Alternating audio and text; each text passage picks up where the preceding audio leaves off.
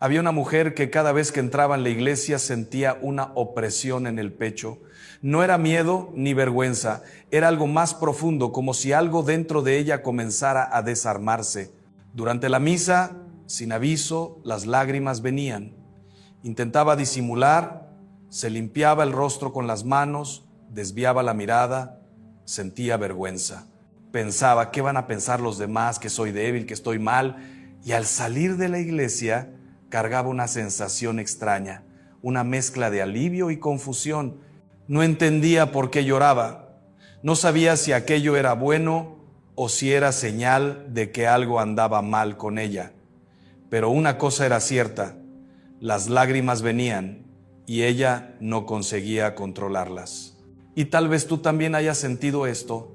Tal vez hayas entrado en una iglesia, escuchado una lectura, visto el altar y de repente, sin entender bien el por qué, las lágrimas comenzaron a brotar. Y entonces viene la pregunta, ¿qué significa esto? Llorar en la misa no es señal de debilidad, no es señal de descontrol y no es algo que necesite ser escondido. En realidad, es una de las señales más profundas de que algo verdadero está sucediendo dentro de ti. Pero es necesario entender esto con claridad, porque no toda lágrima significa lo mismo. Hay diferentes formas de llorar, y cada una de ellas nos revela algo sobre el estado de nuestro corazón. Algunas lágrimas vienen del cansancio, del dolor acumulado, del peso que cargamos solos durante demasiado tiempo.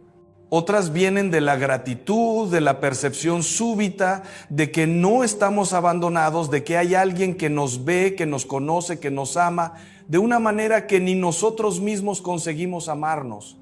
Y hay todavía aquellas lágrimas que vienen del arrepentimiento, de la conciencia de que nos alejamos del camino, de que lastimamos a nosotros mismos o a otros, de que perdimos tiempo, oportunidades, presencia. Cada una de estas lágrimas tiene un significado. Y entender esto puede cambiar la forma en que vives tu fe, cómo te relacionas con Dios, cómo te permites ser tocado por aquello que es sagrado. Hablemos con sinceridad. Lo primero que necesitamos entender es que las lágrimas, cuando vienen durante la misa, casi siempre indican que algo dentro de ti está siendo tocado, y esto no es poca cosa. Vivimos en un mundo que nos enseña a protegernos, a no mostrar vulnerabilidad, a mantener todo bajo control. Aprendimos a sonreír cuando estamos mal, a decir que todo está bien cuando en verdad nos estamos desmoronando por dentro. Aprendimos a evitar silencios, a llenar cada momento con ruido, con distracción, con movimiento, y entonces llegamos a la misa y allí de repente hay silencio. Hay palabras que no son nuestras, que vienen de mucho más lejos, de mucho más profundo. Hay gestos que atraviesan siglos, que te conectan con millones de personas que antes de ti también estuvieron allí, también buscaron, también pidieron, también se entregaron. Y algo dentro de ti reconoce aquello. Algo en ti sabe que aquello es verdadero, aunque tu mente todavía esté confusa, aunque no consigas ponerlo en palabras. Y el corazón, que estaba cerrado, que estaba protegido, que estaba endurecido, comienza a abrirse, y cuando el corazón se abre, las lágrimas vienen. Este es el primer significado espiritual de llorar en la misa. Estás siendo desarmado, estás permitiendo que algo mayor que tú toque el lugar más profundo, más verdadero, más vulnerable de quien eres. Y esto es gracia, es presencia de Dios, es el Espíritu Santo trabajando en ti, deshaciendo las defensas que construiste, ablandando el corazón que endureciste para sobrevivir. Y esto duele, sí, duele porque abrirse siempre duele. Duele porque significa dejar de controlar, dejar de fingir, dejar de mantener la máscara, pero es un dolor bueno, es el dolor de quien está siendo sanado, es el dolor de quien está volviendo a sentir después de mucho tiempo anestesiado. Piensa en cuántas veces evitaste sentir, cuántas veces desviaste la mirada de algo que dolía, que incomodaba, que exigía de ti una respuesta.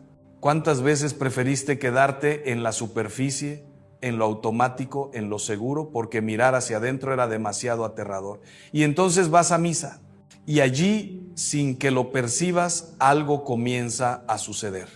La liturgia, las lecturas, los cantos, el silencio, la presencia real de Cristo en la Eucaristía, todo esto comienza a penetrar las capas que construiste y ya no puedes protegerte más y las lágrimas vienen. Y esto es bueno, esto es señal de que estás vivo, de que todavía eres capaz de ser tocado, de que todavía hay algo dentro de ti que responde a lo que es verdadero, a lo que es sagrado, a lo que es de Dios.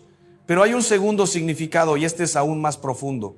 Las lágrimas en la misa muchas veces son lágrimas de reconocimiento, reconocimiento de que no estás solo, reconocimiento de que hay alguien que te ve, que te conoce, que te ama exactamente como eres, con todo lo que cargas, con todo lo que escondes, con todo lo que temes que los demás descubran.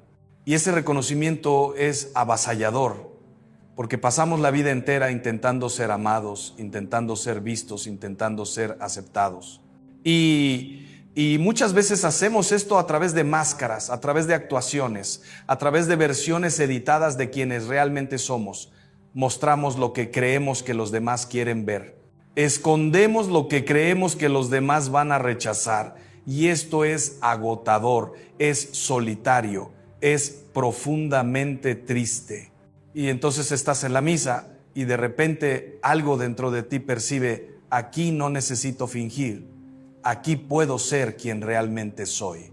Aquí soy visto, conocido, amado, no por aquello que hago, no por aquello que muestro, sino simplemente porque existo, porque soy hijo de Dios. Y esto rompe algo, porque percibes que aquello que más deseabas, aquello que buscabas en tantos lugares, en tantas personas, en tantos intentos de ser suficiente, estaba allí todo el tiempo esperándote.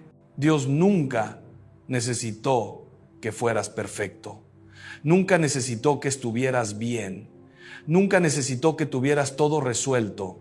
Él solo necesitaba que estuvieras allí, presente, abierto, dispuesto a ser encontrado.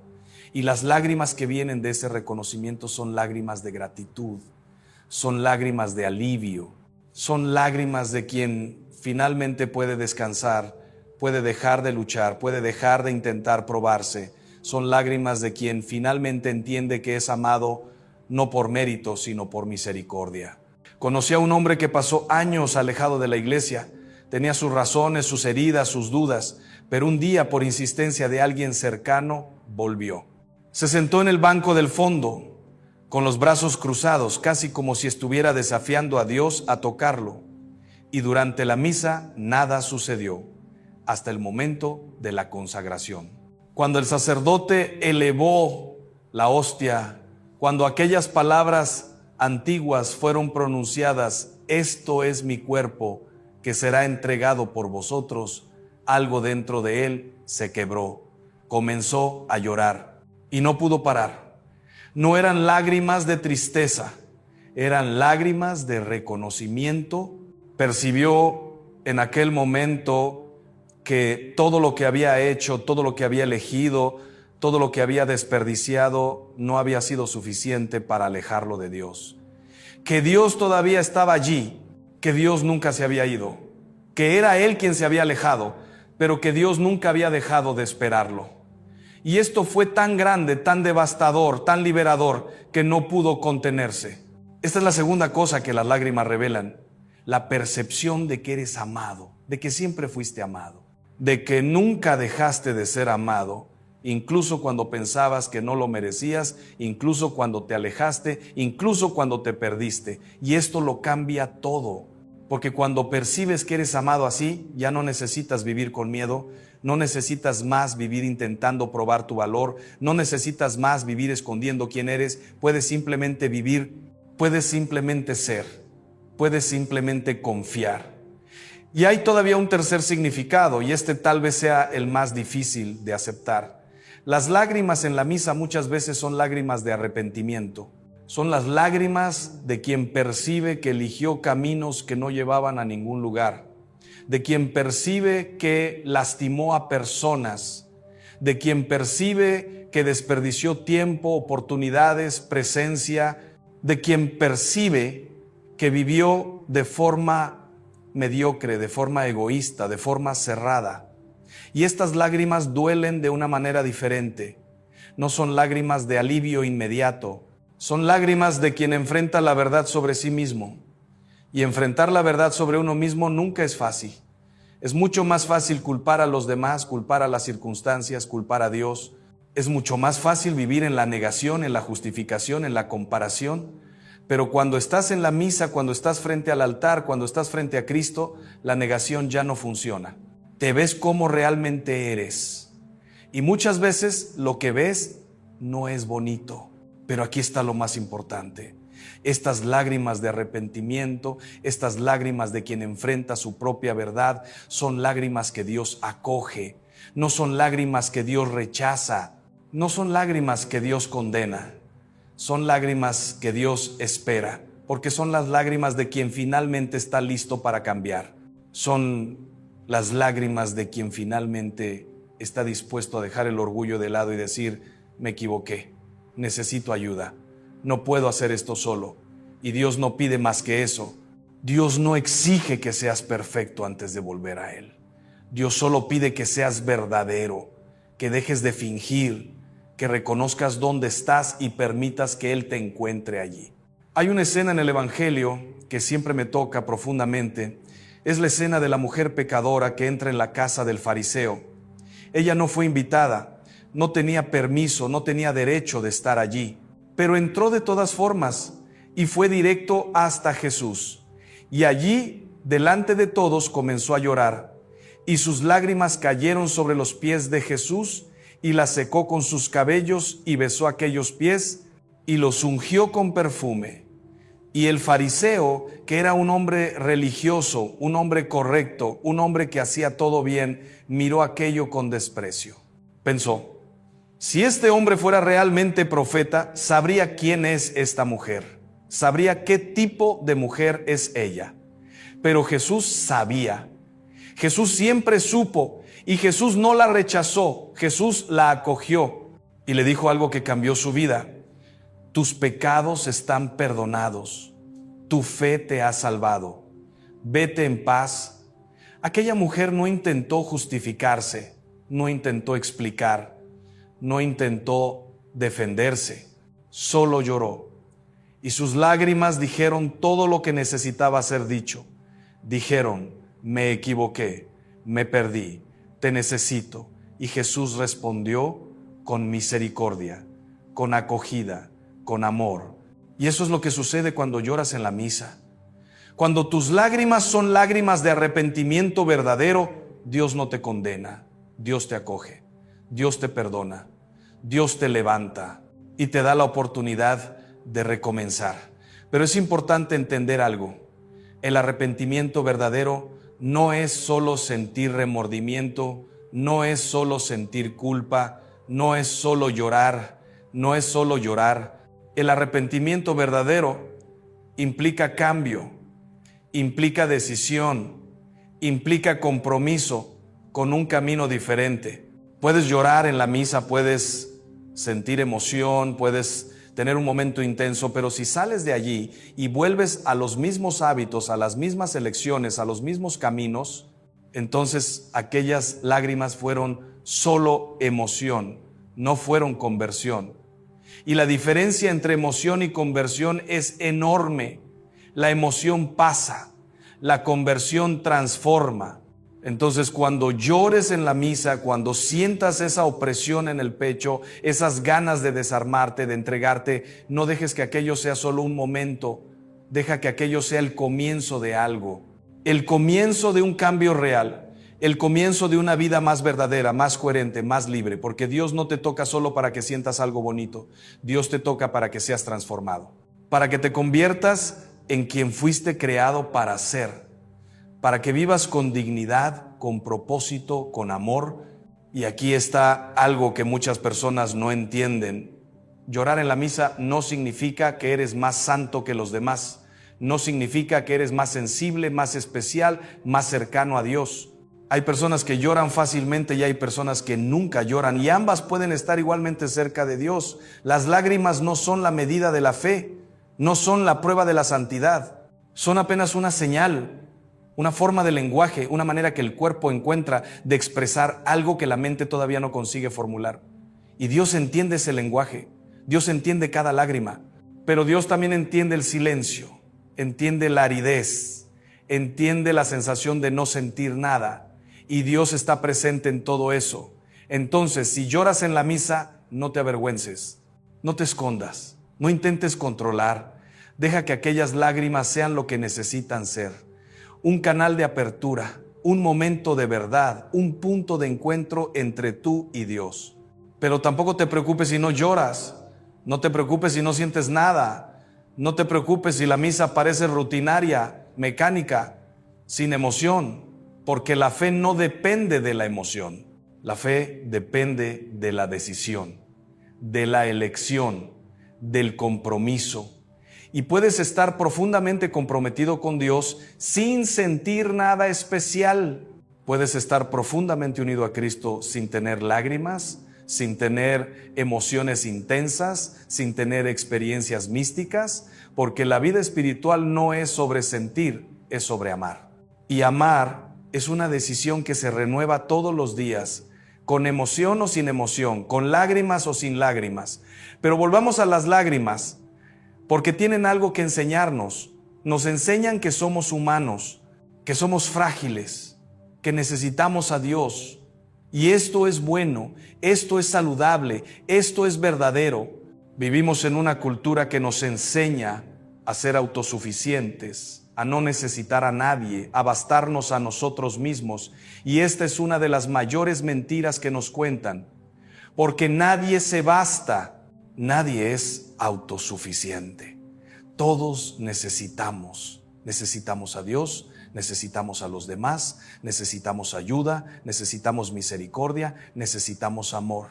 Y reconocer esto no es debilidad, es sabiduría, es madurez, es realismo. Y cuando lloras en la misa, cuando permites que esa vulnerabilidad aparezca, estás diciéndole a Dios: te necesito, no puedo solo, te entrego lo que soy con todo lo que cargo. Y Dios no te rechaza por eso. Dios te acoge, porque es exactamente eso lo que Él quiere. Él no quiere que seas perfecto, quiere que seas verdadero. No quiere que tengas todas las respuestas, quiere que confíes en Él. No quiere que seas fuerte todo el tiempo, quiere que seas lo suficientemente humilde para dejar que Él sea fuerte por ti. Recuerdo a una joven que me buscó cierta vez, estaba pasando por un momento muy difícil. Había perdido a alguien querido, había tomado decisiones de las cuales se arrepentía, se sentía perdida, confusa, sin rumbo, y me dijo: Padre, ya no puedo rezar. Cada vez que intento, solo lloro y me da vergüenza llorar. Siento que estoy siendo débil, que estoy siendo infantil. Y le dije: no, hija mía, no estás siendo débil, estás siendo honesta.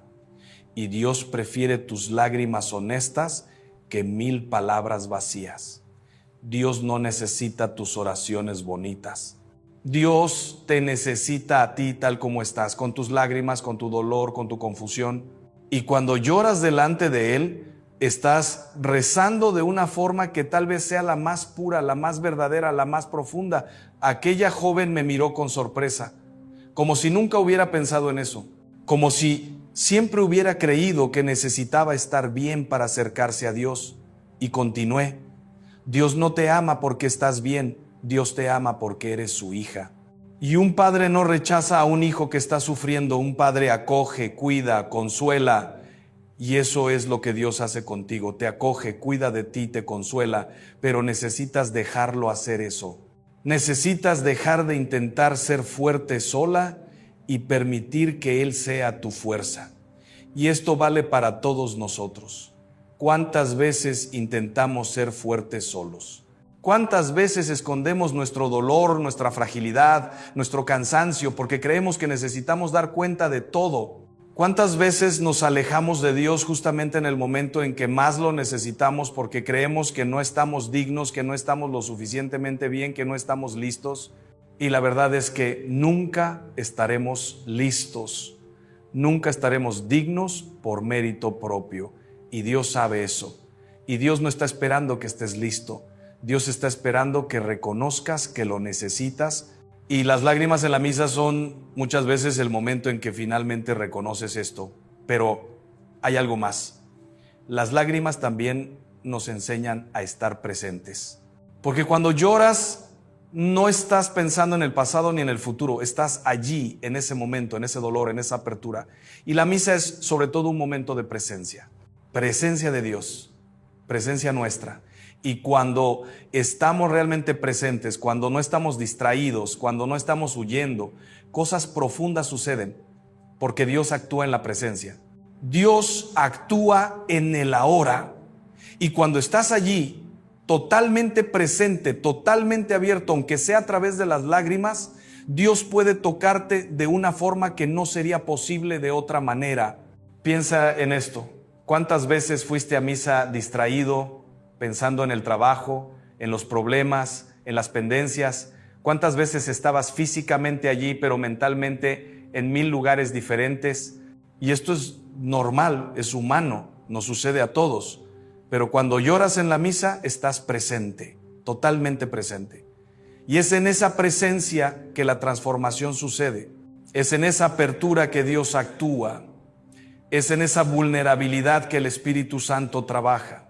Y esto nos lleva a algo fundamental, la relación entre emoción y voluntad. Porque las lágrimas son emoción, son sentimientos, son algo que nos sucede. Pero la transformación verdadera no depende solo de la emoción, depende de la voluntad, depende de la decisión. Y aquí está el desafío: no dejar que la emoción sea suficiente, no contentarse con el momento bonito, con la sensación agradable, con la experiencia intensa, sino permitir que aquella emoción se transforme en decisión, en compromiso, en cambio concreto. Porque puedes llorar en la misa y salir de allí sin cambiar nada. Puedes tener un momento lindo, profundo, conmovedor, y una hora después estar exactamente como estabas antes. Y esto sucede con mucha frecuencia. Las personas buscan experiencias, buscan emociones, buscan momentos intensos, pero no están dispuestas a hacer las elecciones difíciles que la conversión exige. No están dispuestas a renunciar a algo, a cambiar de camino, a enfrentar su propia verdad. Y así la vida espiritual se convierte en una sucesión de altos y bajos, de momentos bonitos que no llevan a ningún lugar. Entonces, cuando llores en la misa, cuando sientas esa apertura, esa vulnerabilidad, pregúntate: ¿qué me está queriendo decir Dios? ¿Qué quiere cambiar en mí? ¿Qué quiere sanar? Y no huyas de la respuesta. Porque muchas veces la respuesta es incómoda. Muchas veces la respuesta exige de ti algo que no quieres dar. Muchas veces la respuesta implica perdón, renuncia, humildad, cambio radical. Pero es justamente ahí donde está la transformación verdadera, es justamente ahí donde está la libertad, es justamente ahí donde está la vida abundante que Cristo promete. Y recuerda, Dios nunca te pide algo que no puedas hacer, nunca te pide algo que te destruya, nunca te pide algo que te disminuya. Todo lo que Dios te pide es para tu bien, para tu libertad, para tu felicidad verdadera. Pero muchas veces no entendemos esto en el momento, muchas veces resistimos, luchamos, intentamos negociar, porque tenemos miedo de perder, miedo de sufrir, miedo de no conseguir. Pero cuando confías en Dios, cuando te entregas de verdad, descubres que aquello que creías que te iba a destruir, en realidad te liberó. Aquello que creías que te iba a hacer sufrir, en realidad te dio paz. Aquello que creías que te iba a disminuir, en realidad te hizo crecer. Entonces, si eres de aquellas personas que lloran en la misa, recibe esto como un regalo, como una señal de que Dios está actuando en ti, como una puerta que se abre. Y no te contentes solo con la emoción.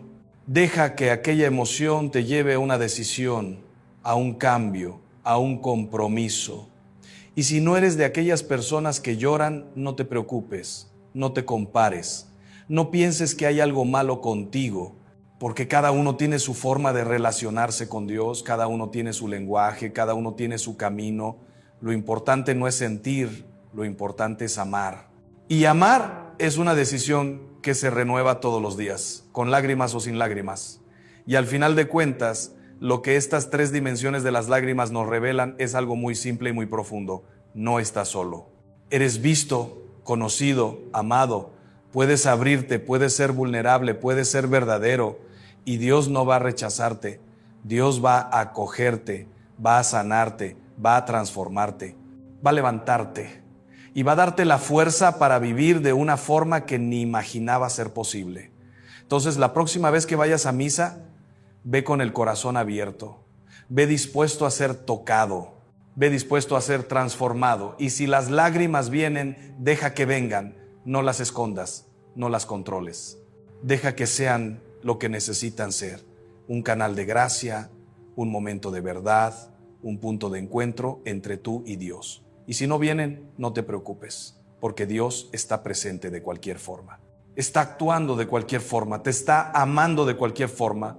Y al final eso es lo que importa, no la emoción, no la lágrima, sino el amor que transforma, el amor que sana, el amor que salva, el amor que es Dios mismo presente en ti, trabajando en ti, haciendo de ti alguien nuevo, alguien más libre, alguien más verdadero, alguien más capaz de amar. Y esa es la verdadera atracción, la verdadera transformación, la verdadera vida. Vivir en el amor de Dios, dejarse amar por Él y aprender a amar como Él ama. Con todo, siempre. Incondicionalmente.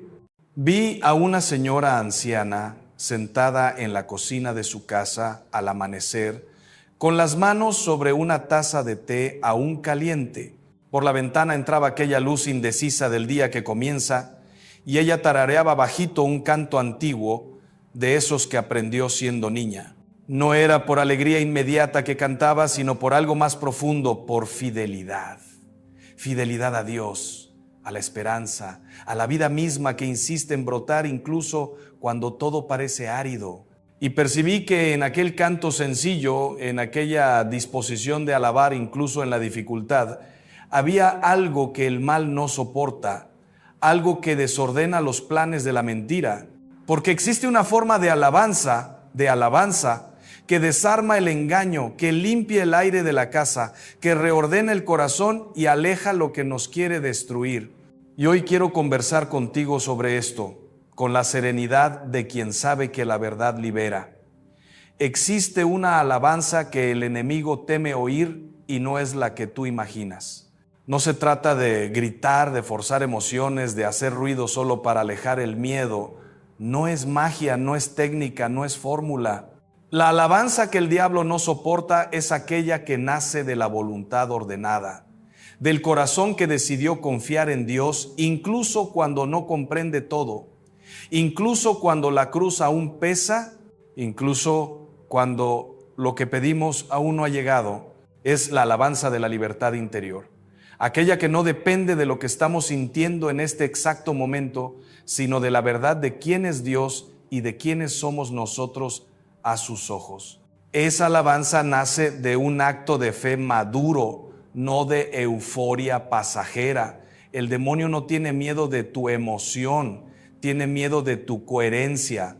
No teme tu entusiasmo religioso de un domingo cualquiera, pero teme profundamente tu decisión firme en el lunes gris, de agradecer al Padre por su presencia fiel. El mal se alimenta de confusión, de rencor, de desesperación, de amargura. Trabaja incansablemente para que tu corazón se cierre, para que sientas que Dios te ha abandonado, para que creas que la vida es injusta, para que te enrolles en tu dolor sin salida.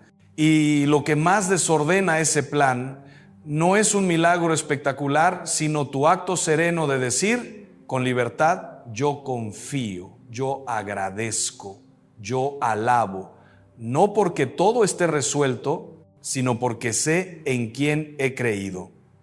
Cuando el corazón está habitado por la gratitud verdadera, cuando la boca se abre para reconocer la bondad de Dios, no solo por las cosas recibidas, sino por su propia bondad infinita, algo cambia en la atmósfera espiritual de la casa. Algo se reordena, la mentira pierde fuerza, el miedo se disipa, la envidia se desarma, porque la alabanza auténtica es un acto de humildad profunda, es reconocer que todo lo que tenemos y todo lo que somos es gracia. Y en esa humildad no hay espacio para el orgullo herido que alimenta el resentimiento, ni para la autosuficiencia que nos aleja de Dios. Pensemos en una persona que vive en la amargura repasando mentalmente todas las injusticias que sufrió, todos los errores que otros cometieron contra ella, toda la ingratitud que recibió, Ese corazón amargo es un terreno fértil para el enemigo, porque allí no hay luz, no hay aire, no hay esperanza. Todo se cierra, todo se aprieta, todo se vuelve queja. Y la queja constante es como una puerta abierta para la desolación. No estoy diciendo que no tengamos derecho a sentir dolor, a reconocer la injusticia, a llorar. Claro que lo tenemos. Pero existe una diferencia abismal entre el llanto que busca a Dios y el llanto que se cierra sobre sí mismo, que se revela, que acusa, que rechaza el consuelo. La alabanza verdadera no niega el dolor, lo ofrece. No finge que todo está bien, pero confía en quien puede hacer que todo coopere para el bien de aquellos que lo aman. Y en esa ofrenda, en esa confianza, algo se transforma. El sufrimiento deja de ser solo peso y comienza a ser camino.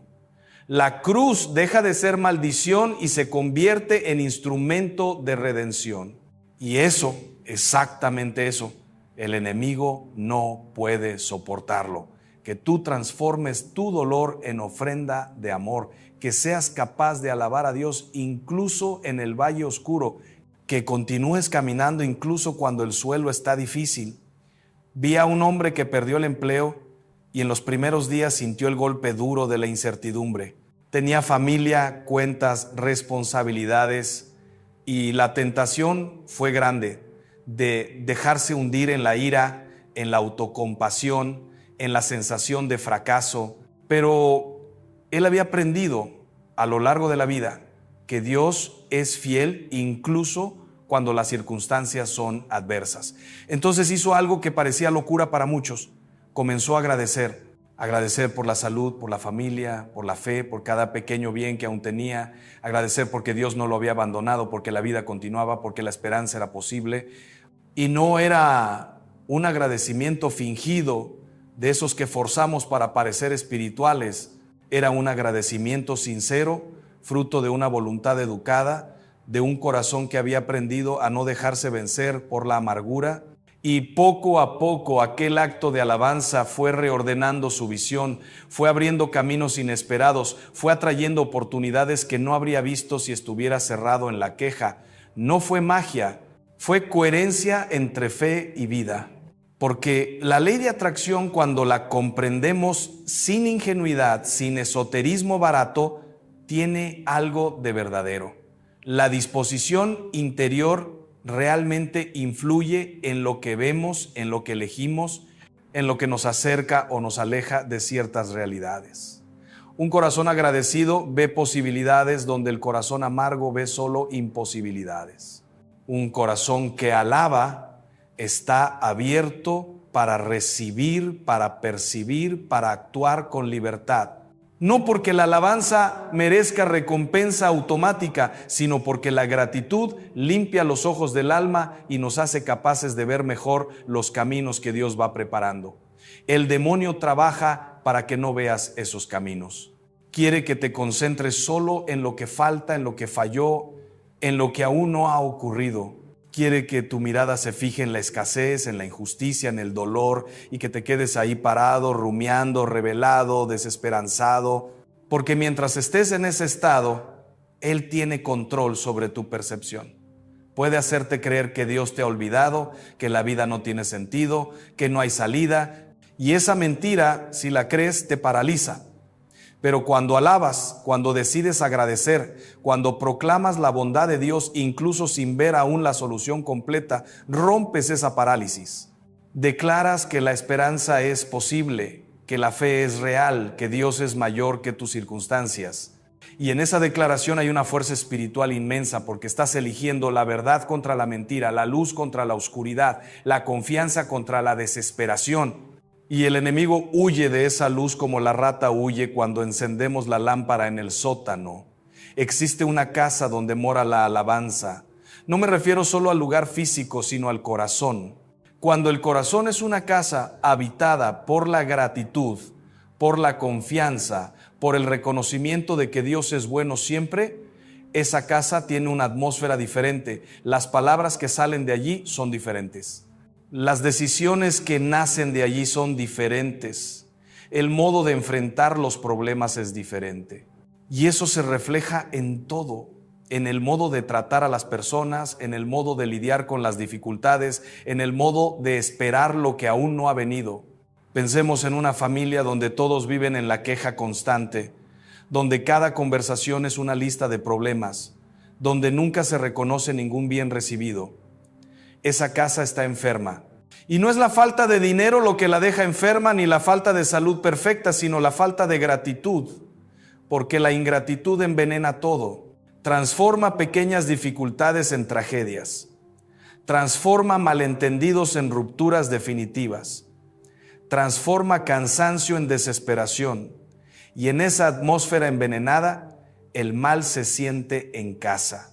Trabaja libremente, sembrando división, resentimiento, desconfianza, pero existe otra casa, donde incluso habiendo dificultades, hay también gratitud, donde se reconoce cada pequeño milagro del día, el pan en la mesa, el abrazo apretado, la palabra de consuelo, la fuerza para continuar, donde se alaba a Dios no solo en los momentos de alegría, sino también en los momentos de aprieto, porque se sabe que Él está presente siempre, conduciendo todo con sabiduría infinita. En esa casa el aire es otro. Los niños respiran esperanza, los adultos enfrentan las crisis con más serenidad, y el mal, al acercarse, encuentra puertas cerradas, porque allí habita la luz. ¿Y cuál es la clave de esa diferencia? La voluntad educada. La decisión consciente de no dejarse dominar por las emociones negativas, de no entregar el control del corazón al miedo, a la ira, a la envidia. Es necesario educar la voluntad para alabar, así como se educa la voluntad para cualquier virtud. No nace hecho. No ocurre automáticamente. Se necesita ejercicio, repetición, fidelidad. Es necesario decidir todos los días al despertar. Hoy voy a agradecer. Hoy voy a reconocer la bondad de Dios. Hoy voy a alabar, incluso si el día es difícil. Y ese ejercicio cotidiano va fortaleciendo el corazón, va creando una disposición interior habitual, va transformando el modo como vemos la realidad. No se trata de negar los problemas, sino de no dejar que los problemas sean lo único que vemos. Se trata de mantener la mirada fija en lo esencial. Dios es bueno, Dios es fiel, Dios está conmigo. Y esa verdad, cuando habita el corazón, desarma la mentira. El demonio no puede convencer a alguien de que está abandonado cuando ese alguien vive en la presencia consciente de Dios. No puede convencer de que todo está perdido cuando ese alguien continúa esperando contra toda esperanza. Recordemos también que la alabanza verdadera no es individualista, no es solo yo y Dios, cerrados en un mundito espiritual aparte. La alabanza auténtica nos abre a los demás, porque la gratitud nos hace generosos. Quien reconoce que todo lo recibió de gracia, desea también dar de gracia. Quien alaba a Dios por la misericordia recibida, se vuelve misericordioso con el prójimo. Y esa apertura hacia los demás, esa caridad concreta, es otro elemento que desordena los planes del enemigo, porque el mal se alimenta del egoísmo, de la división, del encierro. Una persona que vive en la alabanza no puede permanecer indiferente al sufrimiento ajeno. Ve al hermano que sufre y se mueve a compasión. Ve la injusticia y busca hacer algo dentro de sus posibilidades. No se cierra en su propio bienestar espiritual, sino que se abre para ser instrumento de Dios en el mundo. Y eso crea una red de amor, de solidaridad, de fraternidad real, que es lo opuesto exacto de lo que el demonio desea. Él quiere soledad, desconfianza, competencia. La alabanza genera comunión. Pensemos también en la fuerza de la alabanza comunitaria. Cuando una familia se reúne para agradecer, para cantar, para rezar juntos, algo poderoso ocurre. No es solo la suma de las oraciones individuales, sino una realidad nueva, una presencia más intensa del Espíritu Santo que habita allí donde 2 o 3 están reunidos en nombre del Señor. Y en esa presencia hay protección, hay fortaleza, hay luz. El mal no puede penetrar fácilmente en un hogar donde hay oración en común, donde hay alabanza sincera, donde hay decisión compartida de vivir en la presencia de Dios.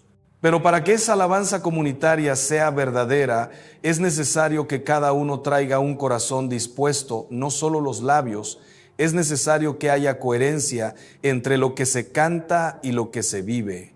No sirve alabar a Dios en la iglesia el domingo y vivir la semana entera en la maledicencia, en la deshonestidad, en la indiferencia. Esa alabanza es vacía, es hipocresía y no tiene fuerza alguna.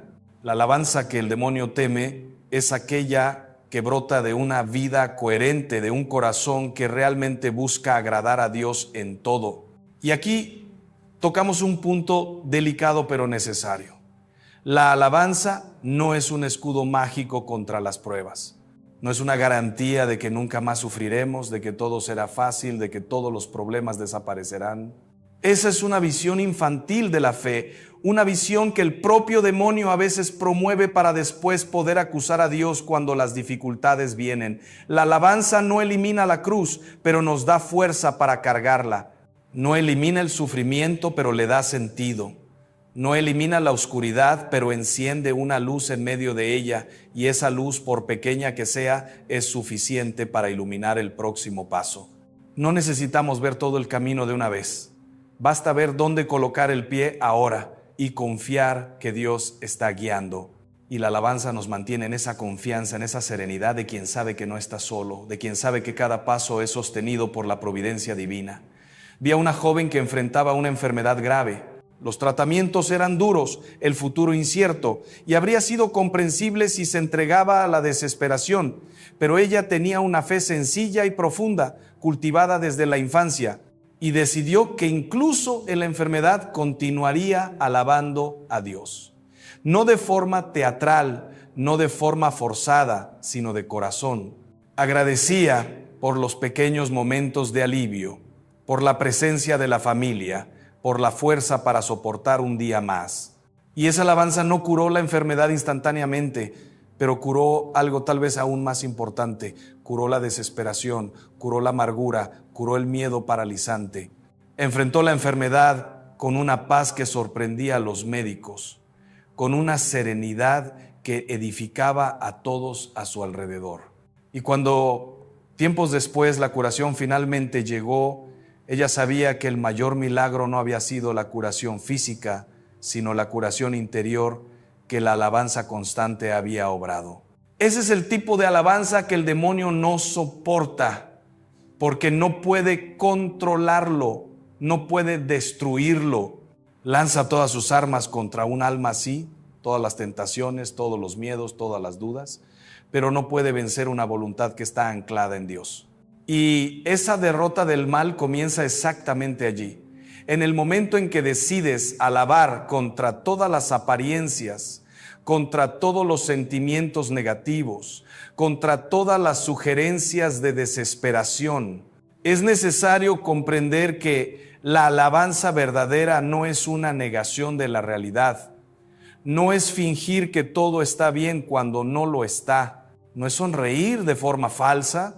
No es esconder el dolor debajo de una capa superficial de positividad religiosa. La alabanza auténtica reconoce el dolor, lo nombra, lo entrega a Dios, pero no se deja definir por él. Dice: Señor, esto está doliendo, esto está difícil, no comprendo todo, pero confío en ti. Sé que eres bueno, sé que estás conmigo y por eso te alabo. Y en ese acto hay una profundidad espiritual que muchos no comprenden porque parece contradictorio. ¿Cómo puedo alabar si estoy sufriendo? ¿Cómo puedo agradecer si aún no he recibido lo que pedí? Pero es exactamente ahí donde está la madurez de la fe. La fe infantil alaba solo cuando recibe lo que quiere. La fe madura alaba porque conoce la bondad de Dios independientemente de las circunstancias. La fe infantil agradece solo por los bienes materiales. La fe madura agradece por el mayor de todos los bienes, la presencia de Dios, la filiación divina, la esperanza de la vida eterna. Y cuando llegamos a ese punto, el demonio pierde toda su fuerza sobre nosotros. Porque lo que más usa para atacarnos son las circunstancias adversas, los problemas, las pérdidas, las frustraciones. Usa todo eso para hacernos dudar de Dios, para hacernos creer que fuimos abandonados. Pero si alabamos incluso en la adversidad, Si continuamos confiando incluso cuando todo parece contrario, ya no tiene más argumento, no tiene más arma. Queda desarmado ante una fe que no depende de las apariencias, sino de la verdad eterna. Pensemos en cómo esto se aplica a las pequeñas cosas del día a día, no solo en las grandes crisis, sino en los pequeños fastidios, en las pequeñas frustraciones, en las pequeñas injusticias cotidianas. El tráfico que nos retrasa, la persona que nos trata mal, el plan que no sale como esperábamos. En cada una de esas situaciones tenemos una elección: refunfuñar o agradecer, quejarnos o alabar. Y la elección que hacemos en esos pequeños momentos va formando nuestro carácter, va educando nuestra voluntad, va preparando nuestro corazón para las pruebas mayores que ciertamente vendrán. Porque la vida cristiana no es vida fácil, nunca se prometió que sería. Cristo mismo nos dijo que en el mundo tendríamos aflicción, pero también dijo que tuviéramos ánimo, porque Él ha vencido al mundo. Y esa victoria se manifiesta en nosotros cuando rechazamos entregar nuestro corazón al miedo, a la amargura, a la desesperación. Cuando decidimos todos los días alabar al Padre por su bondad infinita, por su presencia constante, por su amor incondicional. Y aquí llegamos a un punto crucial. La alabanza verdadera está íntimamente ligada a la humildad. Porque alabar es reconocer que todo es don, que todo es gracia, que sin Dios no somos nada, no tenemos nada, no podemos nada. Y el demonio, que es el padre de la soberbia, no puede soportar esa humildad. Huye de ella como la noche huye de la aurora. Mientras estemos en el orgullo pensando que merecemos más, que somos capaces por nosotros mismos, que nuestros planes son más importantes que los planes de Dios, estaremos vulnerables. Porque el orgullo nos cierra a la gracia, nos hace autosuficientes en apariencia, pero profundamente frágiles en realidad. Pero cuando reconocemos nuestra pequeñez ante la grandeza de Dios, cuando nos humillamos verdaderamente, no de forma fingida, sino real, entonces Dios nos exalta. Entonces la gracia puede fluir, entonces la protección divina nos envuelve. Y la alabanza es la expresión natural de esa humildad. Cuando alabo, estoy diciendo: tú eres grande, Señor, y yo soy pequeño. Tú eres sabio y yo soy ignorante. Tú eres poderoso y yo soy débil. Pero confío en ti, me entrego a ti, dependo de ti. Y en esa entrega no hay debilidad, hay fuerza verdadera. No hay derrota, hay victoria. Porque quien se entrega a Dios no puede ser vencido por el mal. Vi a una pareja que estaba al borde de la separación. Los años habían acumulado resentimientos, heridas, decepciones. Cada uno guardaba sus quejas, sus argumentos, sus razones para estar dolido. Y el clima de la casa era pesado, tenso, casi insoportable. Pero en medio de todo eso, aún tenían fe. Y alguien les sugirió algo que pareció absurdo al principio: que comenzaran a alabar a Dios juntos todos los días antes de dormir. No por sentir ganas, no porque estuvieran bien, sino como acto de obediencia, como ejercicio de voluntad. Y aceptaron el desafío, con resistencia al inicio, con el corazón aún cerrado, pero fueron fieles. Todas las noches, incluso cuando apenas se hablaban durante el día, se arrodillaban juntos y agradecían a Dios. Agradecían por las pequeñas cosas, por la salud, por los hijos, por el techo sobre la cabeza. Y poco a poco, imperceptiblemente, algo comenzó a cambiar. La alabanza fue ablandando los corazones endurecidos. La gratitud fue abriendo espacio para el perdón. La presencia de Dios, invocada todos los días, fue sanando las heridas. No fue rápido, no fue fácil, pero fue real.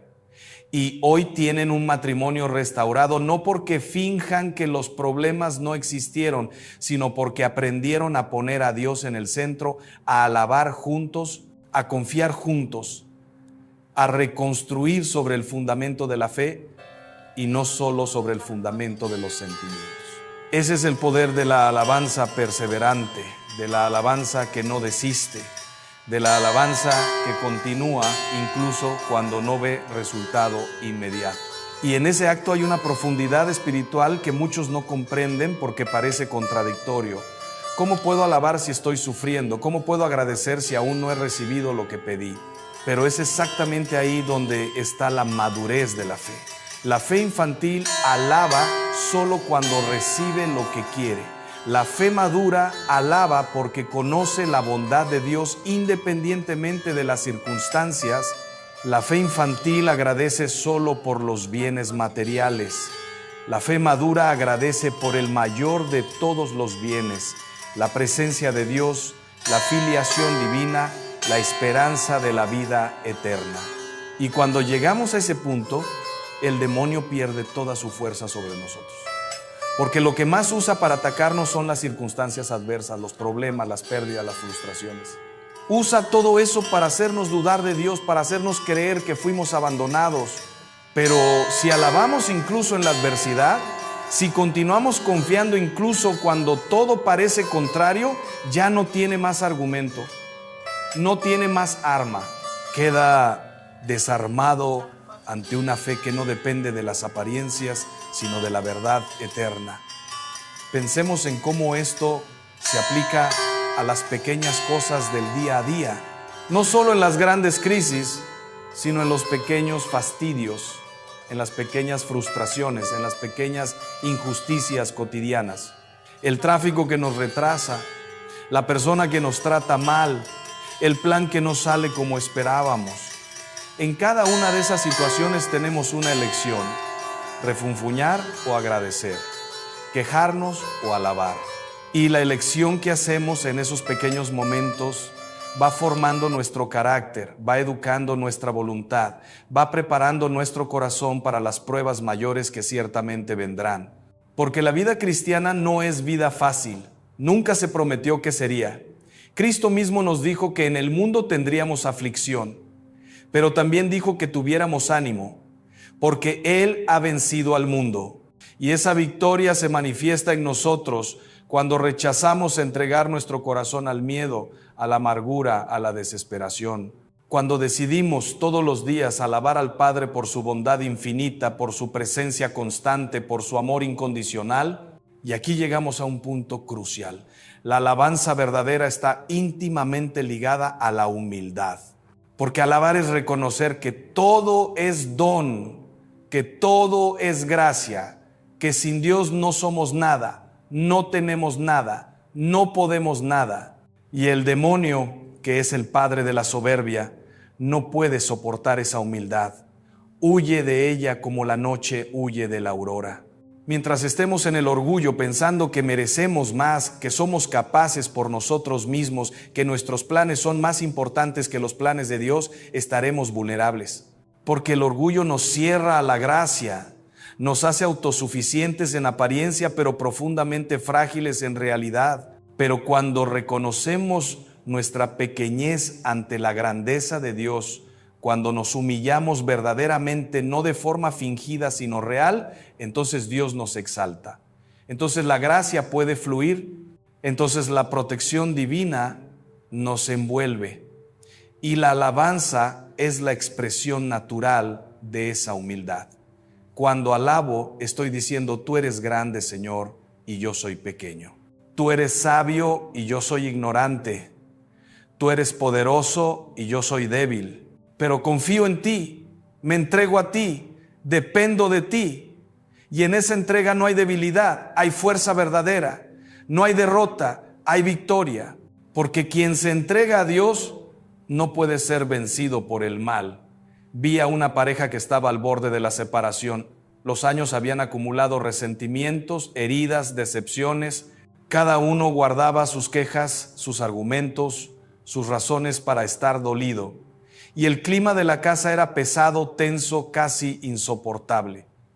Pero en medio de todo eso, aún tenían fe. Y alguien les sugirió algo que pareció absurdo al principio: que comenzaran a alabar a Dios juntos todos los días antes de dormir.